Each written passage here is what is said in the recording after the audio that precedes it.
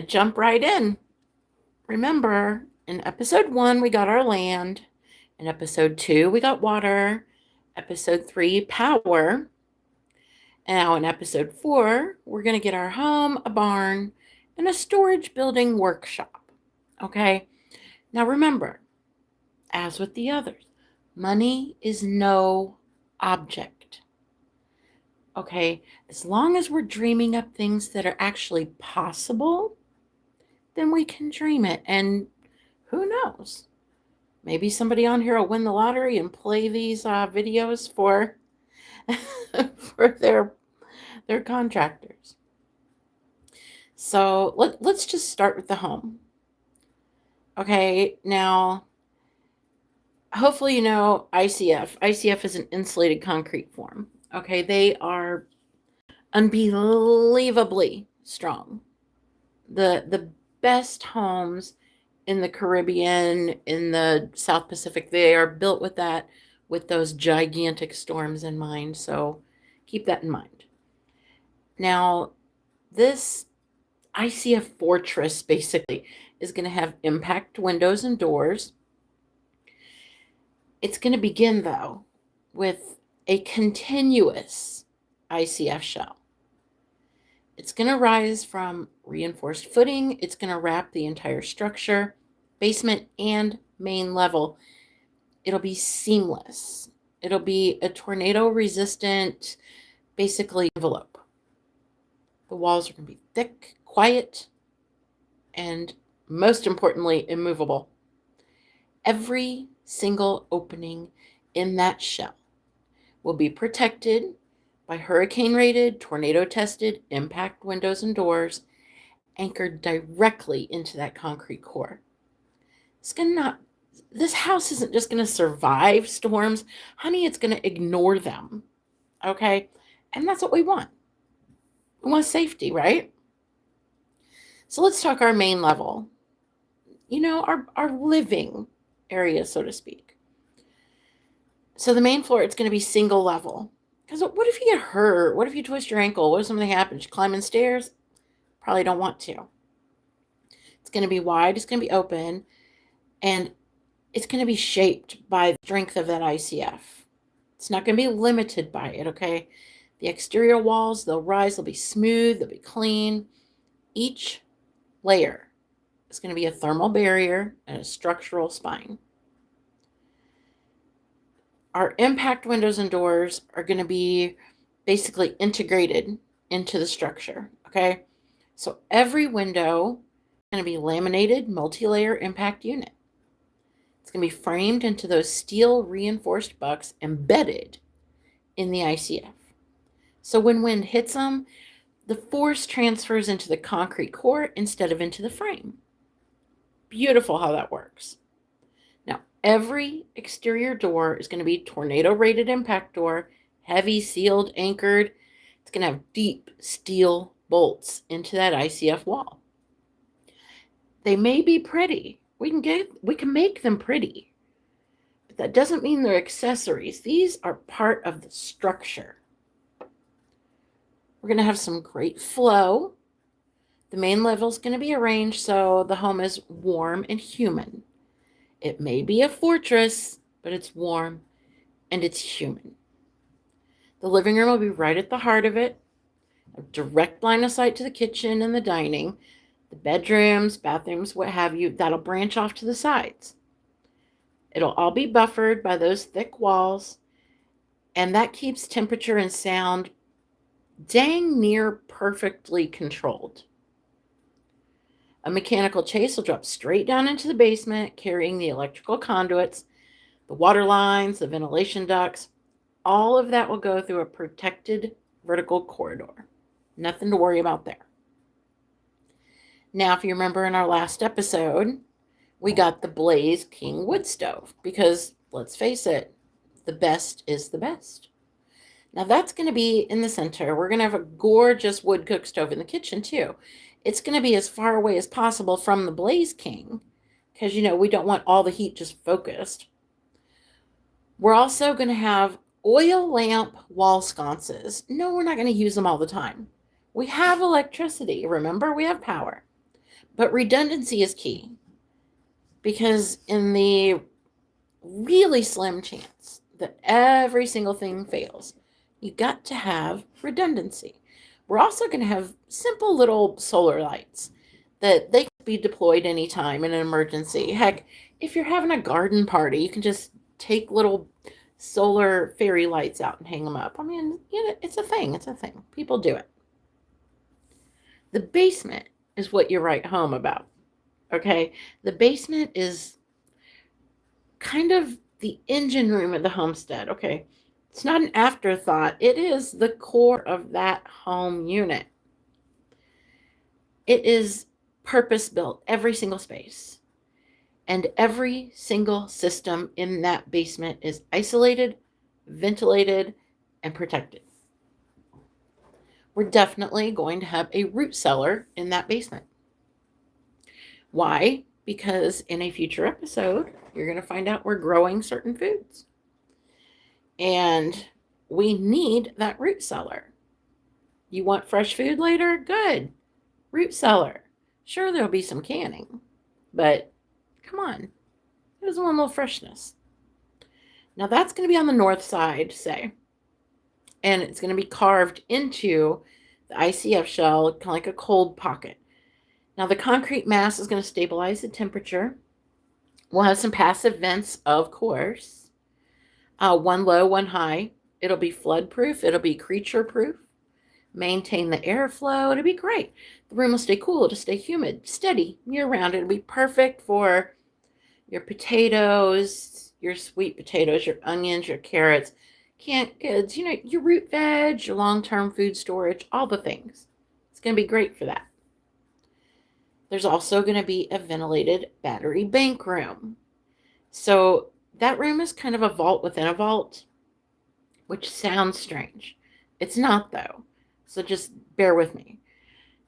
The ICF walls, they'll surround a temperature-controlled chamber. And that's where the off-grid battery bank lives for the house. Now, the ventilation is mechanical. It's directional.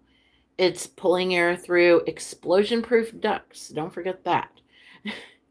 And it's exhausting safely outside. So the room stays cool, it stays dry, it stays isolated from the rest of the basement. Now, let's not forget about our propane generator. Let's also not forget that everything we're talking about now goes for every building we build. Every building that we build will have a basement, and every single one of them will have everything we're talking about except the root cellar. The house is the only one that'll have the root cellar. There you go. So we're going to have our propane generator room. That is going to be across a concrete corridor. It's never, ever would we put that adjacent to the battery room. Okay, we do not want our generator chamber right next to the battery room. We just do not. Now it's going to be sealed. It's going to ventilate directly outdoors. The ICF walls will contain the noise, contain the heat, any potential hazards. The fresh air intake and exhaust ports, they'll be embedded into the concrete, and the fuel lines will run through a sealed conduit. That cannot be forgotten. Expensive but not forgotten. Remember, money's no object. We will have a mechanical room. That's going to be of the utmost importance in the home.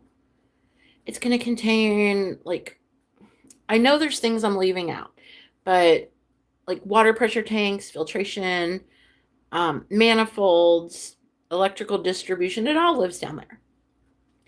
One thing about this room that is beyond vital, it has to stay clean. It has to stay organized, accessible. Okay, everything is isolated from the living space above, and that's great. And it's also isolated from each other. Wonderful. But when you're talking about this filtration stuff, man, that has to, dust every day, dust every day. Even if there's no way for dust to get in, dust every day. Now, also in that basement, pick and choose where you want it. It could be in the middle for all I care. You're going to have a safe room. And I know, right? Tornado-proof home. I don't need one. Whatever. Okay, so even though the entire home is tornado-proof as it gets, you're still going to get that dedicated safe room. Now, this is how ridiculous it's going to be. It's going to be an ICF cube inside an ICF shell with a FEMA rated steel door, reinforced concrete ceiling, hidden ventilation. I'm telling you, hopefully it'll be the last line of defense that you'll probably never need. But I'm telling you, that is the ultimate in it. Okay? So I know you're probably wondering about like the ventilation and the airflow, because this type of structure, it breathes differently. It doesn't leak air, it doesn't lose heat, it doesn't gain heat. All of the airflow has to be intentional. And this is going to be repeated throughout the show tonight, okay? Because it goes for a lot of different projects. Now, our main level uses a slow, deliberate circulation to move around conditioned air, because we'll probably have some mini splits, and that's fine, but we'll also have our heat, right, from our wood stove. So, and we do have propane heat too, but that's only a backup. It's only backup. But we want to move that air deliberately. Okay, there are small fans you can get. There are heat activated fans that you can actually put on a wood stove, and it's crazy. It'll blow the air. It's absolutely amazing. Look them up. They're so cool. There will be concrete capped vents through the floor to the basement. Okay. Now the basement maintains about a 50 to 55 degree temperature year round. Yay! And remember, that's already ventilated. It's going to stay at that temperature. Doesn't matter what you do to it or what doors you leave open. Now, those vents are going to be in the floor, so it's going to be a direct access, basement to the upstairs. In every room, there's going to be a vent. The only place it won't be is to like the battery room, generator room, root cellar. It'll be the main part of the basement will have vents coming up through the floor. Now that's going to allow that cool air upstairs. I know what you're thinking. Cool air sinks. Sure it does. However, we're going to have tiny little miniature fans that are in those vents, and those are going to pull some of that cool air up. You're not going to need much because your ICF is seriously insulated. Like, you're not going to need much. It's not going to harm the temperature of that basement. The basement's going to use its own independent ventilation with all of the different rooms. The impact doors and windows, they seal the envelope. So every cubic foot of air is completely controlled, and it's controlled by us. Okay? It's controlled by us. So we want to control it well. So all of our off-grid integration is going to be built right into the bones of this house. Now, this is a monolithic dome house. So the bones of the house are the concrete. And it's going to be built right into it. Your solar, your wind, generator, battery, it all ties in through the basement, through the mechanical chase. So nothing's exposed. Nothing's vulnerable. Nothing depends on the government grid. It's basically its own ecosystem. Absolutely amazing. My dream house. But we can move on now. Got the house down. So we're going to go to a monolithic dome barn. I know when you think barn, you think the big, cute country structure. I think it needs to be efficient for the job. So it's going to, again, be that curved concrete shell, just like the house. All the ICF, all the impact-rated doors and windows, all the things. It's going to be storm-proof, too. So the ground level, though. The ground level, it's the working heart of the barn. You know what? Before we get into that, just remember, there's going to be a basement, just like the house. It's going to contain everything except the root cellar, okay? So just keep that in mind. Your house basement basically transfers over to your different large buildings. So it transfers here too. So the barn. It's going to be, that ground level is going to be basically a functional food production facility. Not just some barn storage shed. not just some place to put a cow. Nope. It's going to have a natural sense of enclosure and stability because it is a dome, but it's going to have a huge open span, so it's going to be plenty of room for what we need. And that is my dog playing with a chicken. So anyway, we have a canning room. You have to have canning, right? And you want a canning room. And your canning room is sitting, say, on the east side of the dome. That's going to be where the morning light keeps the space bright, doesn't overheat it. Now, the walls will curve around the stainless steel counters, deep sinks, heat-resistant work surfaces, yada, yada, yada. Ventilation ducts will rise through the shell, and it'll pull steam and humidity out without letting any outside air rush in. Pretty cool, in my opinion. Now, the impact windows are going to sit pretty high on the wall. They're going to let in light, but they're going to keep the room secure. And the door, again, is a heavy impact-rated slab. Seals tight, keeps the canning environment controlled and clean. Then we're going to have a meat processing room. Because we're going to have chickens. We might have rabbits. We're definitely going to have chickens. But we're also going to be hunting. We're also going to be buying meat. We're not like in the middle of an apocalypse. We're going to be able to buy a whole cow, you know? But you want a processing room for when you do get that nice deer. So maybe opposite the canning room, we can have the meat processing room. Now, its concrete shell will keep its temperature stable. Wonderful. The room will be completely finished with washable, sanitary surfaces because we're eating that. We'll have a floor drain that'll tie right into the barn's gray water system because it'll have its own everything. Just like we've discussed before, every building has its own everything. Now, overhead, we're going to have a reinforced beam, and that's going to be directly embedded into the dome shell because we want to be able to hang the game or dispatched livestock safely. And we definitely want that reinforced. It'll be sealed with the impact rated per usual. Now, the ventilation system will be independent from the canning room, from the rest of the barn. It's going to prevent cross-contamination. And we're going to have a walk-in, like a walk-in fridge freezer. That cold air can be ducted from the walk-in next door to the meat processing room to help maintain the processing temperatures. Oh, God. I mean, who wouldn't want that? Now, the freezer is going to be built right into it. It's going to be right at the meat processing room. It's probably going to be on the north quadrant, kind of where the solar gain would be the lowest. Now, the insulated walls will be in the dome, be kind of like a box within the fortress. The refrigeration unit will be mounted in a service alcove. It'll connect to the equipment area. Maintenance will never require entering the freezer itself. You're going to be able to walk around. The freezer door will be impact rated and gasket sealed. Absolutely important. Even if the barn loses power, the dome's thermal mass, the temperature will rise so slowly that it shouldn't impact anything before one of the secondary systems kicks in.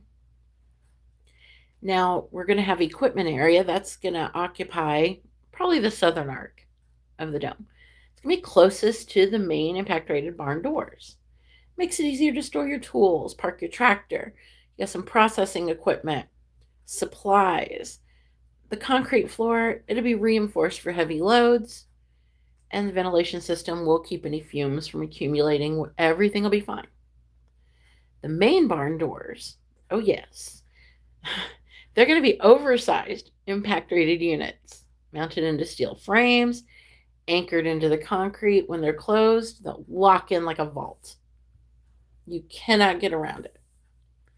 Now, just like with the house, this is engineered for a sealed concrete shell, right?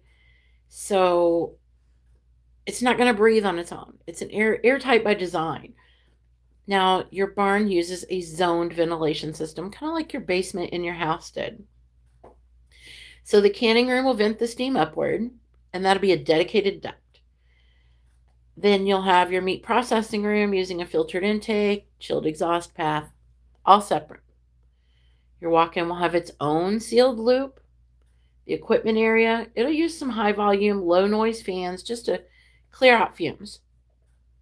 But all the ducts penetrate the dome through reinforced sleeves. So that means that we can preserve the structural integrity of the shell. Nice, right? The impact doors and windows will be completely integrated. Okay, so every exterior opening is going to be protected by tornado rated impact units. And you can look them up. The better houses, on any islands that go anywhere near hurricanes and tornadoes and all the craziness, they have these windows, they have these doors. The better homes do. They're not decorative, they're structural. Okay? And the better houses do have them, and there's no reason we shouldn't be building that way. Why Florida still uses wood to build, I will never know. Whatever. Now, where the off-grid infrastructure built into the barn is pretty much the same way as the home's philosophy. It's pretty much a mirror. Your solar and wind feed the barn battery bank. You also have your propane generator just in case. You have the freezer with a dedicated power circuit. Your canning room, your processing room, all independent of each other. Your equipment area has high amp outlets for tools and machinery. It's basically a matching set to your home. The basement definitely matches because you want all of your systems to work pretty much the same way. When you're doing repairs, you want to be able to have redundancy there too, so that your spare parts are your spare parts, kind of thing. Now, all of the wiring is going to run through conduits embedded in the dome's interior foam layer. So it'll be protected from impact, protected from moisture. It's not going to be just a building, honey. It's going to be permanent. And then we have the workshop building. And that's our third building that we were going to get to today. Now, it's also a storage building, okay? Now, that one is going to rise up kind of like a concrete hemisphere, seamless, immovable. It's going to have the basement with the different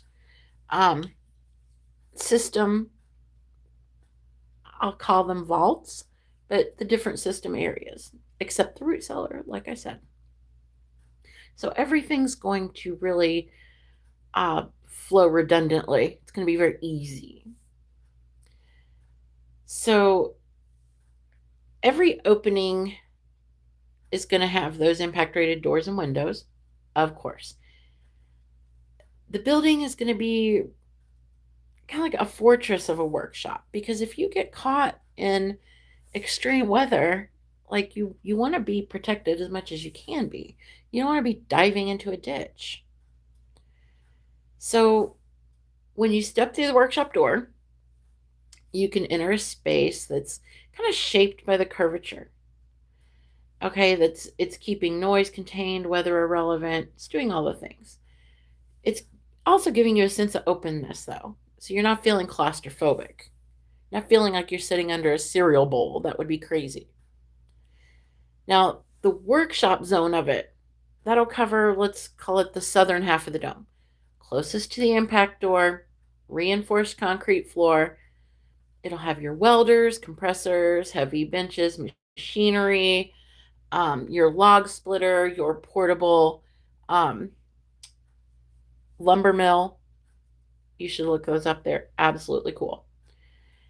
It'll have everything. It'll remain open for projects, vehicles. You can fabricate there. Be amazing. Now the windows, just like in your canning room, they're going to sit high up on the wall, letting in the natural light, but we're not compromising our security. Okay, it keeps the glare off of work surfaces, prevents the direct solar gain, prevents overheating our space, which we don't want. Now the northern half can become kind of a storage zone. We'll have shelves. It'll be continuous storage runs. No dead corners, of course. The thermal mass will keep the space cool and stable.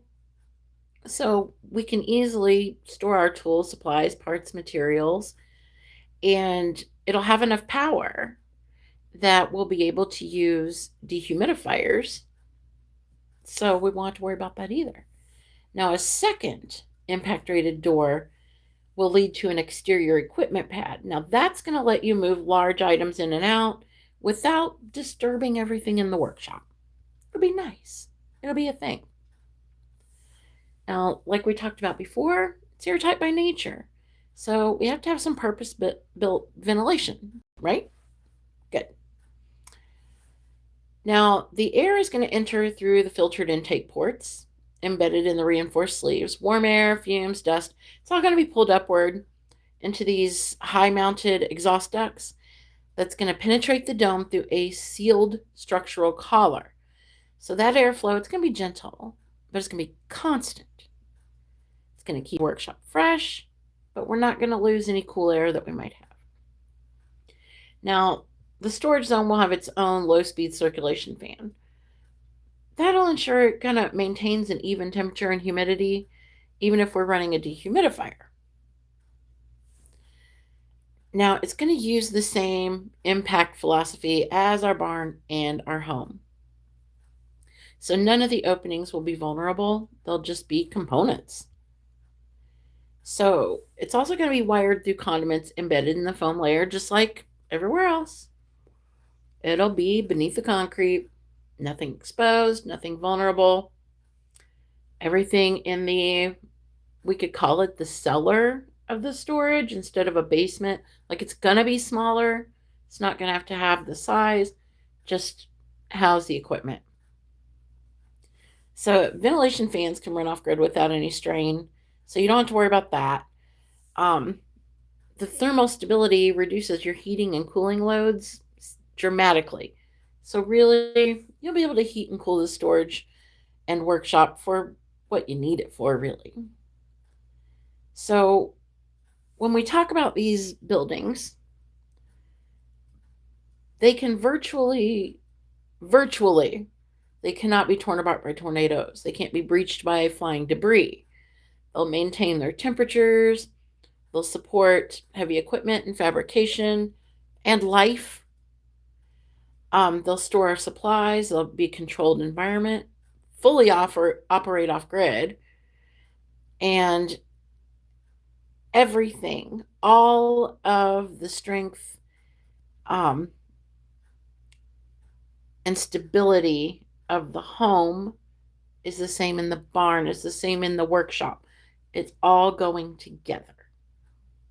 So now that we have our land, our water, our power, our home, barn, and storage workshop, in the next episode, we're going to work on our predator-proof chicken coop and the storage dome for the chicken equipment and feed and such.